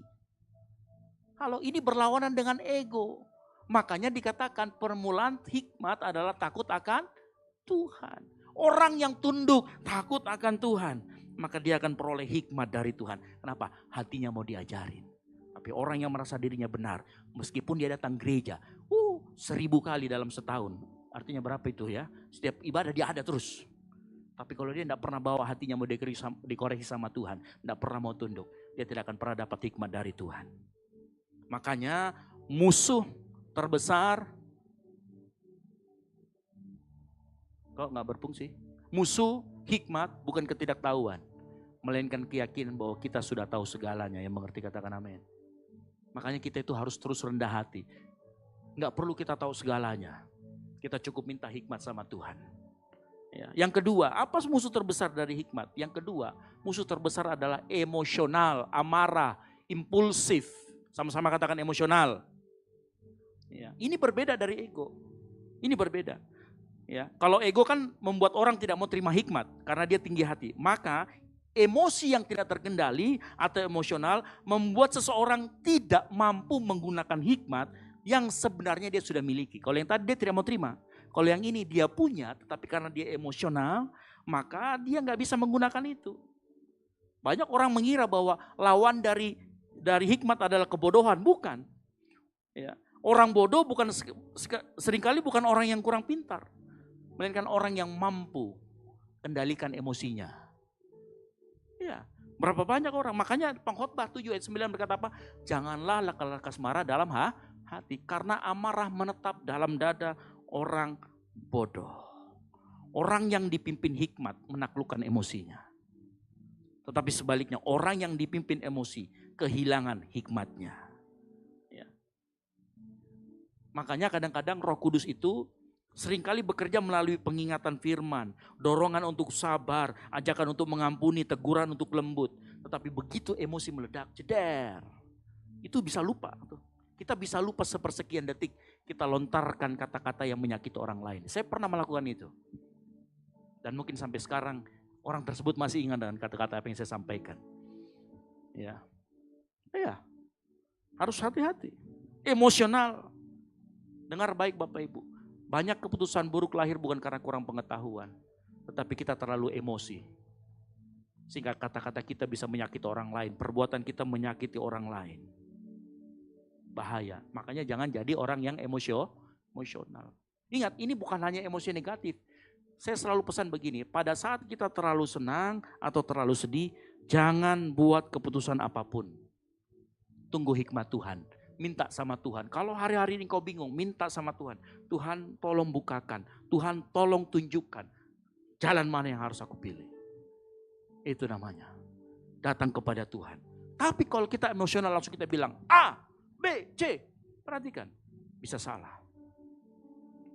Hati-hati dengan ego. Hati-hati dengan emosional. Makanya saya mau kasih tahu. Ada 5, ini cepat ya. Panduan aplikatif. Bagaimana kita bisa mengoperasikan hikmat dalam hidup kita. Yang pertama, jeda sebelum merespon. Kalau ada sesuatu yang terjadi, situasi yang memicu amarah, kita tersinggung atau tekanan, ambil jeda 5 detik sebelum berbicara. Atau misalnya kita di chat sesuatu yang buat kita emosi, ambil jeda 5 detik untuk berbicara. Jangan menunjukkan kemarahan. Ya. Contoh misalkan, bolehkah dipinjam uangmu, kamu sudah baca? Jangan langsung bilang ya atau tidak. Tapi tanya dulu. Ini sebenarnya apa yang harus aku lakukan? Ya, apakah ini menolong keluar dari masalahnya atau justru mendidik dia jadi pemalas? Tanya dulu. Nah biasanya ada, ini secara praktis ya. Kasih 3 pertanyaan ini. Apakah ini tepat secara moral, legal? Artinya saya menjaga kesetiaan dan kebaikan. Apakah ini tepat waktu dan tepat sasaran? Lalu kemudian apakah dampak jangka panjangnya? Ini, pertanyakan ini, evaluasi diri kita saat kita sedang dalam suatu situasi. Secara praktis. Jangan langsung ambil keputusan. Jeda sejenak. Yang kedua, praktekkan active listening. Cepat mendengar, lambat berkata-kata. Yakobus 1 ayat 19 berkata, hai saudara-saudara yang kukasihi, ingatlah hal ini. Sama-sama baca, 3, 2, 1. Setiap orang hendaklah cepat untuk mendengar, tetapi lambat untuk berkata-kata, dan juga lambat untuk marah. Saat kita berbicara dengan orang lain, teman, pacar, pasangan, anak, keluarga, ingat, fokus dulu untuk memahami apa yang dia katakan, bukan mendebat atau membela diri. Yang mengerti katakan amin.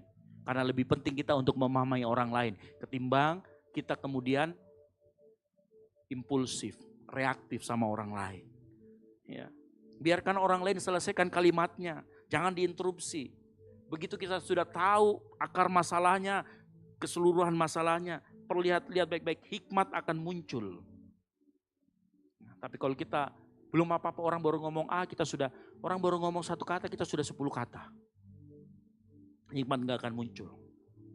Cepat mendengar, lambat berkata-kata. Ya, berikutnya yang keempat, evaluasi harian. Ingat, hikmat itu dia akan tumbuh subur melalui pengalaman hidup. Makanya kita perlu evaluasi apa yang terjadi hari ini. Kalau kita tahu, tadi pagi tuh saya salah ngomong sama si A. Harusnya saya tidak begitu. Renungkan aja. Ambil waktu 5-10 menit sebelum tidur. Ya. Saya tadi salah di sini. Oh ya tadi pagi saya di sini miss. Evaluasi. Oh, ini kesalahannya karena apa? Ya. Luangkan waktu, refleksikan, ingat kembali hari-hari Anda. Ya. Di mana engkau gagal berjalan dalam hikmat dan buah roh. Supaya nanti ke depan kalau terjadi lagi tidak mengulangi kesalahan yang sama. Ya. Yang berikutnya, yang terakhir, ini paling penting. Sinkronisasi rutin dengan sumber hikmat. Ini namanya kalibrasi dengan sumber hikmat, dengan Tuhan. Apa aplikatifnya? Secara aplikatif, ingat, hikmat bersumber dari Allah. Yang kemudian nanti itu datangnya dari Roh Kudus. Kita tidak bisa memproduksi sendiri hikmat. Kita harus unduh atau download itu setiap hari. Dengan cara apa? Baca kitab suci, baca firman Tuhan. Ya, saya mencatat begini, dalam Alkitab kita ada 5 kitab yang berbicara tentang hikmat. Mazmur, Amsal, Ayub, Pengkhotbah, dan Kidung Agung. Kalau kita sering membaca itu, maka sebenarnya secara langsung kita sedang mendownload sebuah database untuk kita bertindak dalam kehidupan kita. Ya, ini namanya sinkronisasi terus dengan sumber hikmat. Ya. Baca Alkitab, penting. Selain baca Alkitab apa? Berdoa. Berdoa minta sama Tuhan. Tuhan, pagi hari ini aku mau melakukan aktivitasku seperti biasa Tuhan. Berikan aku hikmat supaya aku terlibat dalam rencana Tuhan. Ya. Itu luar biasa. Beri aku hikmat menghadapi situasi. Makanya sekali lagi Yakobus 1:5 berkata apa? Apabila di antara kamu ada yang kekurangan hikmat, hendaklah ia memintakannya kepada Allah. Minta sama Tuhan setiap pagi. Kita lakukan ini secara praktis, saya kasih tahu. Jangan jadi orang yang reaktif. Ingat, musuh hikmat, ego dan emosi. Para pemain musik saya panggil maju ke depan. Bapak Ibu dengar baik. Setiap hari kita akan diperhadapkan pada pilihan-pilihan kecil. Apa yang kita katakan, bagaimana kita merespon, siapa yang kita tolong, apa yang kita lihat, apa yang kita izinkan masuk dalam hati kita. Dan Bapak Ibu dengar baik. Seringkali masa depan tidak ditentukan oleh satu keputusan besar, tetapi dari ratusan keputusan kecil yang kita buat. Apa jadinya kalau keputusan tersebut kita lakukan tanpa hikmat? Maka masa depan kita bisa melenceng. Makanya dengar baik. Kita butuh hidup dipimpin oleh Roh Kudus. Yang mengerti katakan amin. Amin. Begitu kita hidup dipimpin oleh Roh Kudus, buah roh akan keluar beserta hikmat yang dari Tuhan. Buah roh menunjukkan siapa kita di dalam Kristus, tetapi hikmat menentukan bagaimana karakter itu dinyatakan kepada dunia. Makanya jangan hanya minta, kasih Tuhan. Mintalah hikmat untuk mengasihi. Jangan cuma sekedar minta kesabaran, minta hikmat untuk bersabar. Jangan cuma sekedar minta penguasaan diri, minta hikmat untuk menggunakan hal tersebut supaya tepat guna dan tepat sasaran. Yang mengerti katakan amin. Ini artinya hidup dipimpin oleh Roh Kudus. Jangan hanya menjadi orang baik, jadilah orang yang berhikmat. Karena tanpa hikmat kita bisa memanjakan, kemurahan bisa merusak, kesabaran bisa jadi pembiaran, dan penguasaan diri bisa menjadi kesombongan rohani. Hati-hati, tanpa hikmat dia akan berbalik, merusak. Tetapi ketika Roh Kudus memimpin, setiap buah roh yang muncul akan dinyatakan pada waktu yang tepat, dengan cara yang tepat, kepada orang yang tepat, dan untuk kemuliaan nama Tuhan. Yang setuju katakan amin. Kasih tepuk tangan dulu buat kemuliaan nama Tuhan. Dan yang terakhir, ingat, ini power statement saya yang terakhir. Masalah terbesar manusia bukan kurang informasi, melainkan seringkali kita hidup tanpa pimpinan Roh Kudus. Sebab ketika Roh Kudus memimpin, ia tidak hanya beri kita kuasa. Ingat, Roh Kudus juga adalah kuasa. Roh Kudus tidak hanya memberi kita kuasa untuk hidup benar, tetapi juga hikmat untuk melakukannya dengan benar. Yang setuju katakan amin. Tutup Alkitabmu, kita bangkit berdiri. Haleluya.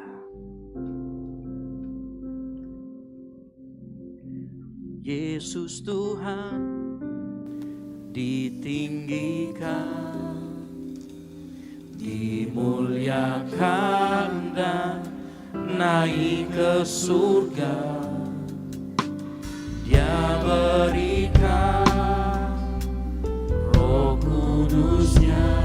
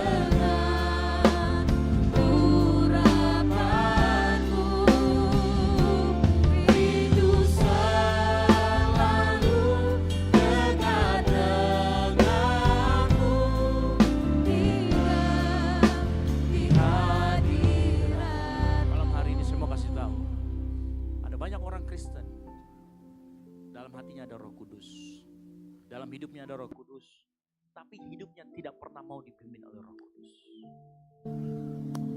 Egonya masih menguasai, emosionalnya masih meledak-ledak. Roh Kudus hanya seperti anak kos yang dikasih tempat kecil dalam hatinya. Dia gak pernah biarkan Roh Kudus pimpin hidupnya. Makanya seringkali tidak keluar itu buah roh. Makanya seringkali hikmat dari Roh Kudus tidak nampak dalam hidupnya. Kristen mengaku Yesus sebagai Tuhan.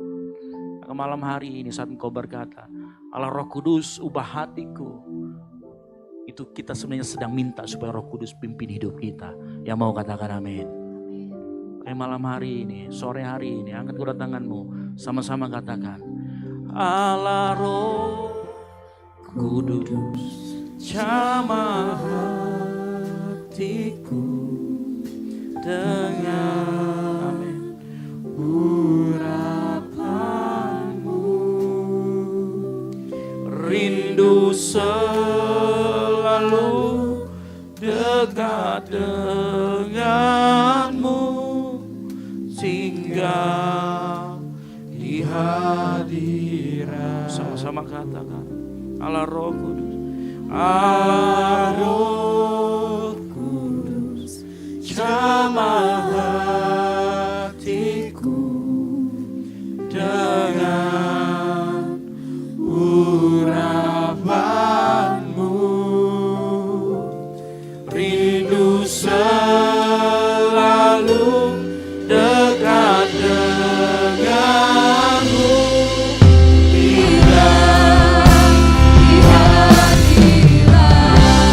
Sama-sama katakan, Allah Roh Kudus, angkat hatimu. Allah Roh Kudus,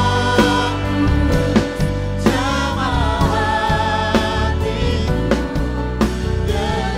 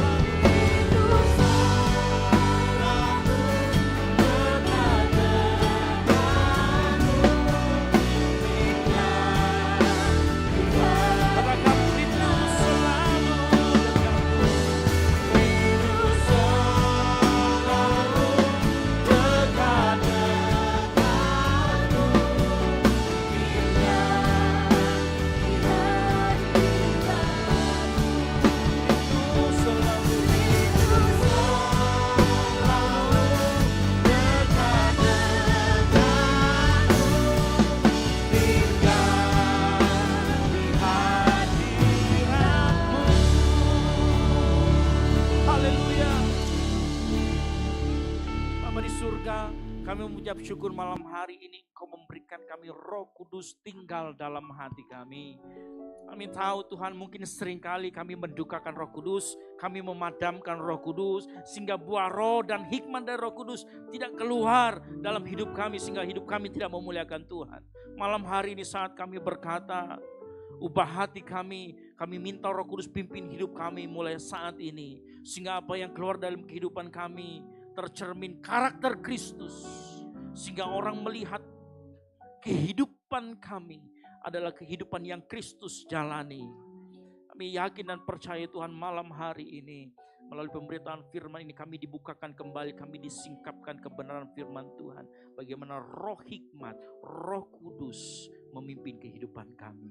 Ampuni setiap kali kami Tuhan, emosi, ego kami Tuhan. Dan kami tahu itu yang sering kali membuat hikmat dari Roh Kudus tidak nampak Tuhan Yesus.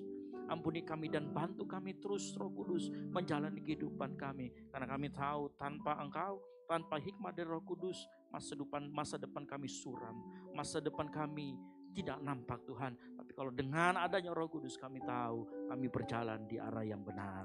Terima kasih buat firman-Mu yang malam hari ini disampaikan. Hamba-Mu selesai berbicara, tapi firman itu akan terus hidup dalam hati anak-anak-Mu. Dihidupkan oleh Roh Kudus, sehingga mereka hidup dipimpin oleh Roh Kudus. Di dalam nama Tuhan Yesus Kristus, yang hidupnya mau dipimpin Roh Kudus. Sama-sama katakan, amin, haleluya. Kasih tepuk tangan bukan nama Tuhan. Haleluya, silakan duduk Bapak Ibu Saudara sekalian. Haleluya. Puji nama Tuhan, saya yakin dan percaya malam hari ini kita banyak belajar, amin. Dan kita berdoa supaya Roh Kudus terus memberikan kita hikmat untuk dapat memahami setiap firman Tuhan dan melakukannya dalam kehidupan kita sehari-hari. Tiba saatnya kita akan memberikan persembahan. Terdapat 2 amplop di depan kursi Bapak Ibu Saudara sekalian. Amplop yang pertama untuk operasional pastori dan amplop yang kedua untuk kas gereja. Mari sebelum kita memberikan persembahan, mari kita angkat amplop kita dan kita berdoa.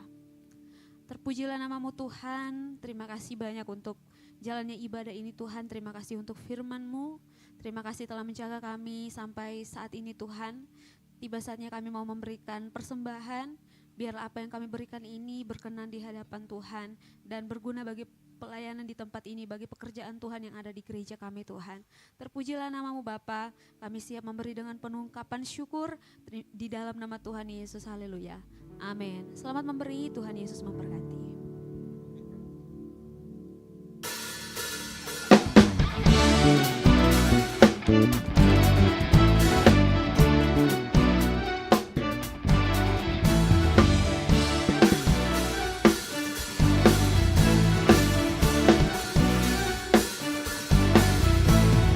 Terima sukacita surga, itulah kekuatan bagi jiwa. Ku dapat rasakan kasih-Nya di tengah badai yang bergelora. Terima sukacita surga, itulah kekuatan bagi jiwa. Ku dapat saksikan kuasa-Nya, taklukkan badai yang bergelora. Haleluya, Kau ada dalam hatiku, takkan patah semangatku, takkan hilang kekuatanku. Haleluya, ku mau bersorak bagimu, sukacita surga nyata penuhiku. Saya percaya kita semua bangkit berdiri. Mari sama-sama kita nyanyikan pujian ini dengan sukacita yang dari Tuhan. Haleluya. Terima sukacita surga, itulah kekuatan bagi jiwa. Ku dapat rasakan kasih-Nya di tengah badai yang bergelora. Terima sukacita surga, itulah kekuatan bagi jiwa. Ku dapat saksikan kuasa-Nya, Taklukkan badai. taklukkan Amin. GBY Kumene sama-sama. Haleluya. Katakan Kau ada dalam hatiku Tuhan. Takkan patah semangatku. Takkan patah semangatku, takkan hilang kekuatanmu. Haleluya. Kami memuji-Mu Tuhan. Mau bersorak bagimu, sukacita surga. Saya yakin bisa lebih dari ini. Lambaikan tanganmu buat Tuhan Yesus kita.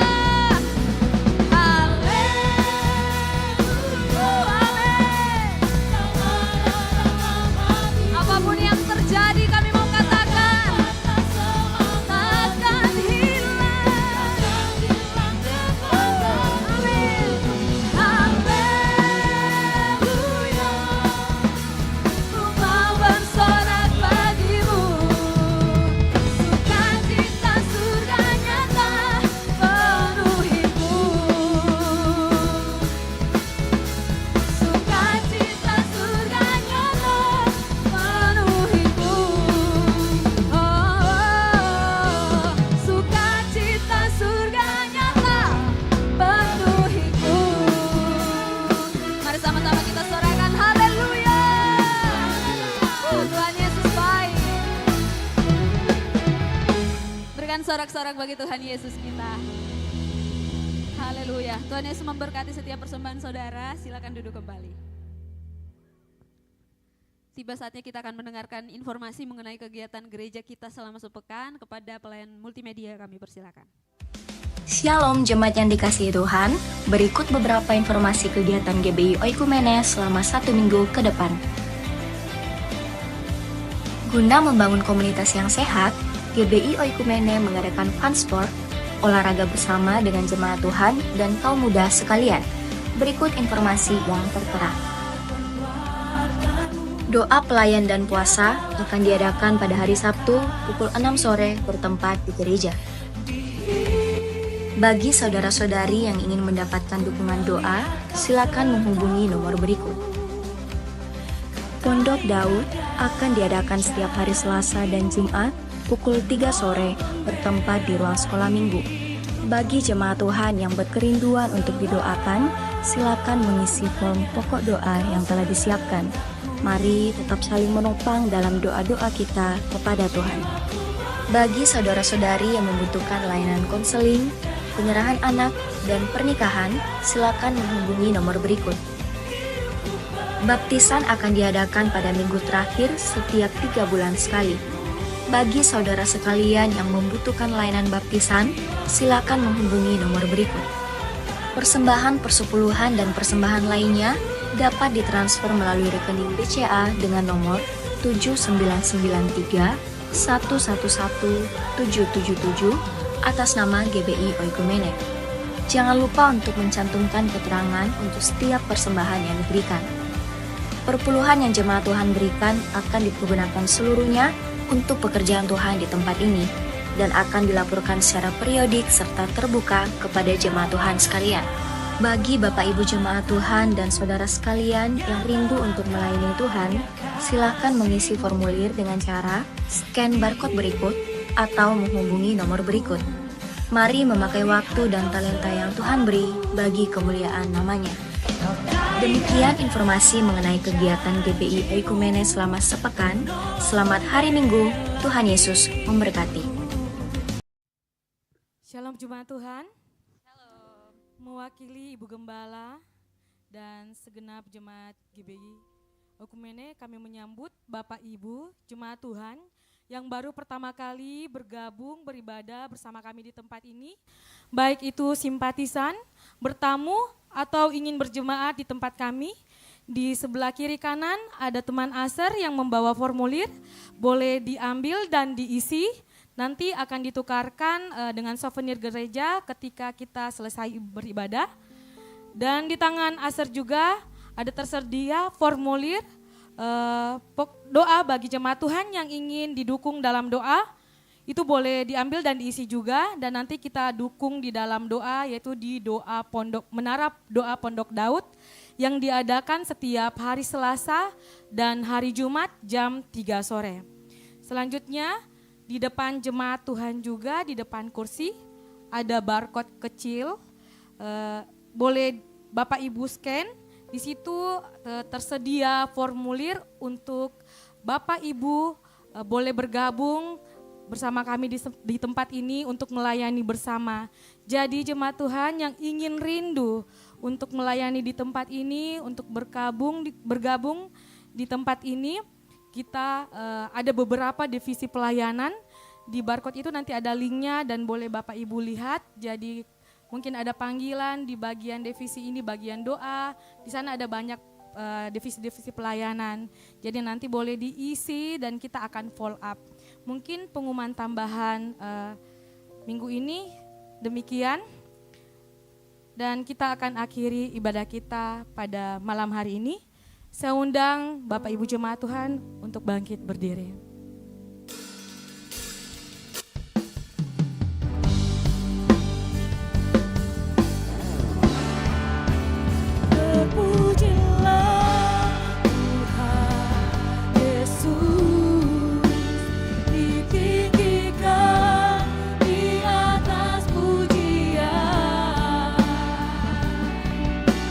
Dari dalam lubuk hatiku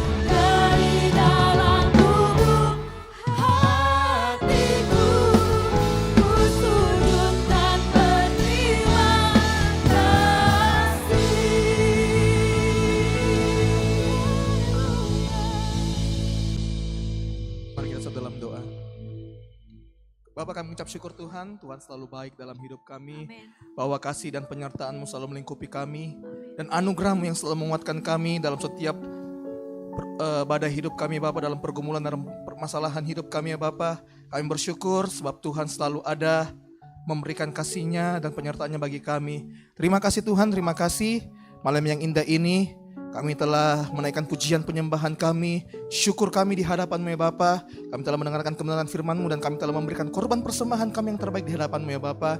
Kiranya apa yang telah kami lakukan dalam setiap ibadah kami, biarlah itu menjadi satu sukacita bagi-Mu, sehingga Engkau yang dipermuliakan dalam setiap ibadah kami ya Bapa. Terima kasih Tuhan, terima kasih. Kami juga telah mendengarkan firman-Mu ya Bapa, di mana kami belajar bahwa ketika kami dipenuhi oleh Roh Kudus, kami bukan hanya menerima kuasa untuk hidup dengan benar, tapi kami juga menerima hikmat untuk hidup dengan cara yang benar. Oleh karena itu Tuhan, mampukan kami untuk melalui segala musim hidup kami, biarlah Roh Kudus menyingkapkan apa yang menjadi isi hati-Mu, sehingga hidup kami selaras dengan apa yang Engkau mau dalam setiap hidup kami ya Bapa. Terima kasih Tuhan, terima kasih. Berkati hamba-Mu Pastor Estra yang sudah memberkati kami. Tuhan memberkati dalam setiap lingkup pelayanannya, dalam rumah tangga, dalam pekerjaan, usaha, bisnis, pelayanan. Kami berdoa di dalam nama Tuhan Yesus Kristus, Tuhan nyatakan kuasa-Mu, mujizat-Mu, pengurapan-Mu lebih lagi baginya Bapa, sehingga hikmat dari Roh Kudus lebih lagi untuk hamba-Mu ini ya Bapa. Terima kasih Tuhan, terima kasih. Kami juga berdoa Tuhan untuk para pelayan yang sudah melayani pada malam hari indah ini ya Bapa, dari tim musik, WL Singers, tamborin, multimedia, soundman, semua yang mengambil bagian dalam ibadah IR3 ya Bapa. Kami berdoa di dalam nama Tuhan Yesus Kristus, Tuhan mengurapi kami dengan urapan yang dahsyat, urapan yang baru, dan kami percaya setiap jerih lelah kami tidak akan pernah sia-sia, sebab kami melayani Raja di atas segala raja dalam hidup kami ya Bapa. Dan ajar kami setiap para pelayan-Mu untuk setia melayani dengan hati yang Tuhan beri, hati yang melayani, bukan hanya melalui pekerjaan, tetapi melalui kasih yang Tuhan telah adakan di dalam setiap pribadi kami ya Bapa. Terima kasih Tuhan, terima kasih. Kami juga berdoa Tuhan untuk jemaat yang hadir, baik itu yang onsite maupun online ya Bapa, di dalam nama Tuhan Yesus Kristus. Apapun yang menjadi pergumulan kami berdoa Tuhan campur tangan, Tuhan buka jalan bagi kami, pintu jalan bagi kami ya Bapa terbuka, dan kami berdoa di dalam nama Tuhan Yesus Kristus, penyertaan-Mu senantiasa sempurna bagi hidup jemaat-Mu ya Bapa, di dalam nama Tuhan Yesus Kristus. Dan ketika mereka datang ke tempat ini, mereka merasakan hadirat Tuhan, kekuatan Tuhan, kuasa Tuhan yang akan mentransformasi hidup mereka, sehingga hidup mereka berkemenangan dan melalui terobosan demi terobosan, sehingga mereka sempurna sama seperti Bapa. Terima kasih Tuhan, terima kasih ya Bapa. Kami juga berdoa Tuhan untuk jemaat yang online. Tuhan, kami berdoa apapun juga yang menjadi pergumulan permasalahan mereka, kami berdoa dari tempat ini di dalam nama Tuhan Yesus Kristus, Tuhan buka jalan bagi hidup mereka ya Bapa. Kami berdoa pengurapan-Mu yang dahsyat senantiasa hadir bagi jemaat yang online ya Bapa. Terima kasih Tuhan. Kami juga berdoa Tuhan untuk jemaat yang belum sempat hadir. Kami tidak tahu apa yang menjadi kendala, tapi satu hal yang kami yakini ya Bapa, bahwa jikalau Tuhan yang selalu ada baginya Bapa, jikalau Roh Kudus selalu ada memberikan hikmat, kami berdoa di dalam nama Tuhan Yesus Kristus, Tuhan ketok pintu hatinya agar mereka dapat bersama-sama memuji memuliakan nama-Mu di tempat ini, untuk menaikkan pujian dan penyembahan, ungkapan rasa syukur bersama-sama dengan kami dalam tempat ini ya Bapa, di dalam nama Tuhan Yesus Kristus. Jikalau mereka merasakan sakit penyakit, kami berdoa di dalam nama Tuhan Yesus Kristus, uluran tangan-Mu, bilur-Mu, kuasa-Mu, mujizat-Mu nyata bagi jemaat-Mu yang mengalami sakit penyakit ya Bapa, di dalam nama Tuhan Yesus Kristus. Terima kasih Tuhan, terima kasih. Kami juga berdoa Tuhan untuk bangsa dan negara kami Indonesia, dari presiden, wakil presiden sampai semua jajarannya. Kami berdoa kuasa dan naungan Tuhan selalu hadir bagi Indonesia. Ada shalom bagi Indonesia Bapa, ada kuasa yang dahsyat, sehingga di dalam setiap pengambilan keputusan kami berdoa kuasa Tuhan mengalir, sehingga Indonesia boleh dibawa dari kemuliaan demi kemuliaan untuk bangsa ini, untuk kemuliaan nama-Mu ya Bapa. Terima kasih Tuhan, terima kasih ya Bapa. Kami juga berdoa Tuhan untuk gereja GBI Oikumene BTP yang terus menjadi berkat bagi jemaat, Tuhan tolong ya Bapa, biarlah lewat wadah ini kami berdoa di dalam nama Tuhan Yesus Kristus. Tuhan tolong biarlah apapun yang menjadi satu pergumulan dalam gereja ini ya Bapa, kami berdoa Tuhan ikut campur tangan, berkat-Mu senantiasa hadir untuk wadah GBI Oikumene di tempat ini ya Bapa. Tuhan memberkati dalam nama Tuhan Yesus Kristus. Tuhan juga memberkati setiap kepengurusan demi kepengurusan agar membawa GBI Oikumene ini semakin sehat dan semua seturut dengan apa yang Engkau mau di dalam gereja ini ya Bapa, sehingga jemaat-Mu dapat dibawa dalam satu visi dan misi yang sama, sehingga kami dapat bergandengan tangan dalam maksud tujuan ilahi yang besar. Terima kasih Tuhan, terima kasih. Kami juga berdoa Tuhan untuk gereja-gereja sekitar kami di Tamalantrea. Kami berdoa untuk GPDI, GMS, Gereja Toraja Tamalantrea Bapa, Satria Kasih dan Gepil dan sebagainya, agar kami sama-sama menuai jiwa hanya untuk kemuliaan nama Tuhan ya Bapa. Oleh karena itu Tuhan, biarlah kami bergandengan tangan dalam satu tubuh Kristus dan Yesus menjadi kepala gereja kami, sehingga tidak ada satupun nama yang dapat mengatakan bahwa hanya Dia yang layak dipuji, tetapi kami memuji satu nama yang besar, yaitu nama Kristus Yesus sebagai Tuhan dan Juru Selamat kami, gereja yang agung, kepala gereja yang agung dalam setiap hidup kami ya Bapa. Terima kasih Tuhan, terima kasih. Kami juga berdoa Tuhan untuk pemimpin rohani kami, Ibu Gembala, Ibu Margareta Sian. Kami berdoa dari tempat ini ya Bapa, di dalam nama Tuhan Yesus Kristus.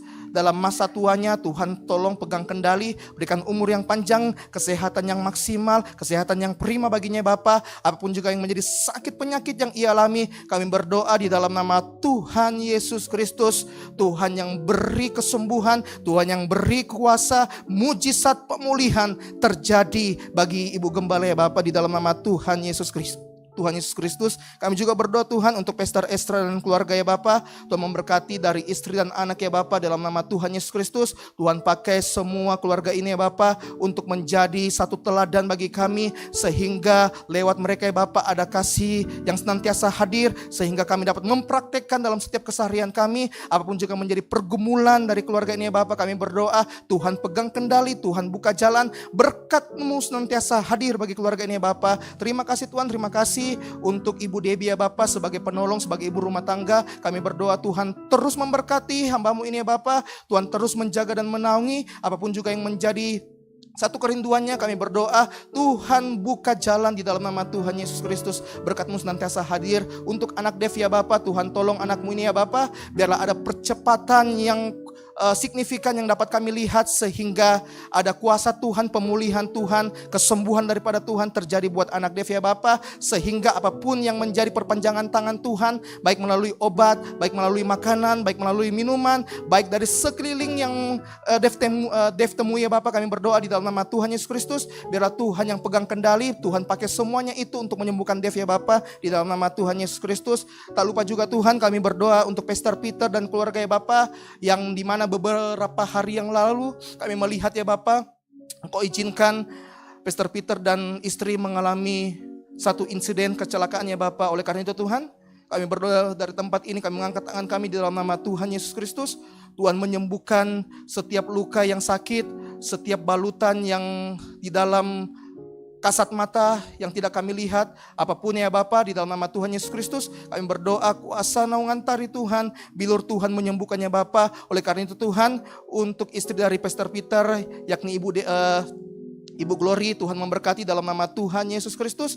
Setiap tangan yang patah, setiap kaki yang patah, apapun yang menjadi tindakan dari tim medis ya Bapa melalui operasi, Tuhan tolong pakai mereka semua untuk menjadi perpanjangan tangan-Mu untuk menyembuhkan Ibu Glory ya Bapa, di dalam nama Tuhan Yesus Kristus. Kami berdoa, hindarkan dari segala mal praktek apapun bentuknya ya Bapa, di dalam nama Tuhan Yesus Kristus. Tuhan yang pegang kendali, sehingga kami akan melihat kesembuhan daripada Tuhan mengalir untuk Ibu Glory ya Bapa, di dalam nama Tuhan Yesus Kristus. Terima kasih Tuhan, terima kasih. Kami juga berdoa Tuhan untuk setiap keluarga kami, dari keluarga kepada keluarga ya Bapa, dari kepala keluarga kepada kepala keluarga kami berdoa dalam nama Tuhan Yesus Kristus, penyertaan-Mu yang sempurna menjadi bagian dari setiap kami. Apapun yang mereka kerjakan, apapun yang mereka usahakan, Tuhan yang buka jalan di dalam nama Tuhan Yesus Kristus. Masa depan yang penuh harapan menjadi bagian dari setiap kepala keluarga ya Bapa, di dalam nama Tuhan Yesus Kristus. Terima kasih Tuhan, terima kasih. Kami bersyukur dan berdoa, dan kiranya Tuhan menjawab apapun yang menjadi doa kami, doa syafaat kami malam hari indah ini. Terima kasih Tuhan, dan kami alaskan doa kami hanya di dalam nama Tuhan Yesus Kristus yang sudah mengajar kami doa Bapa kami. Bapa kami yang di surga, dikuduskanlah namamu, datanglah kerajaan-Mu, jadilah kehendak-Mu di bumi seperti di surga. Berikanlah kami pada hari ini makanan kami yang secukupnya, dan ampunilah kami akan kesalahan, seperti kami juga mengampuni orang yang bersalah kepada kami. Dan janganlah membawa kami ke dalam pencobaan, tetapi lepaskanlah kami daripada yang jahat. Karena Engkau-lah yang punya kerajaan dan kuasa dan kemuliaan sampai selama-lamanya. Mari kita angkat kedua tangan kita, arahkan hatimu pada Tuhan. Dengarkan firman Tuhan. Roh Tuhan ada padamu, dan biarlah Ia memimpin hidupmu. Oleh sebab Ia telah mengurapi engkau untuk menyampaikan kabar baik kepada orang-orang miskin.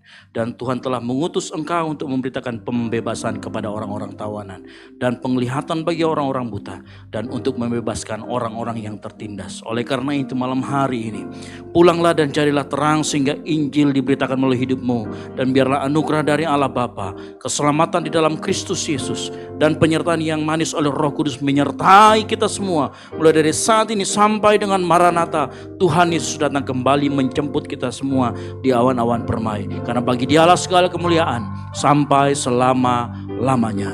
Yang diberkati Tuhan sama-sama katakan amin. Selamat hari Minggu, Tuhan Yesus memberkati, dan silakan mengambil satu teduh sejenak.